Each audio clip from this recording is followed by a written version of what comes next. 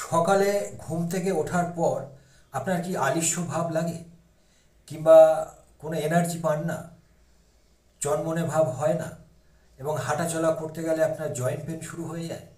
তাহলে বিছানায় বসে ঘুম থেকে উঠেই আগে দুটো হাত একসাথে রেখে এইভাবে ঘষুন।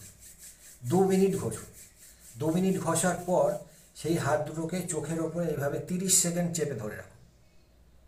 তারপর যদি কোনো জায়গায় ব্যথা যন্ত্রণা থাকে, হাঁটু, কোমর, গোড়ালি, তাহলে এই হাত দুটোকে এইভাবে সেই জায়গায় 30 সেকেন্ড চেপে ধরুন। ধরুন হাঁটুতে, তাহলে হাঁটুতে চেপে ধরুন, গোড়ালি হলে গোড়ালিতে, কোমরে হলে কোমরে, এইভাবে 30 সেকেন্ড চেপে ধরে রাখুন।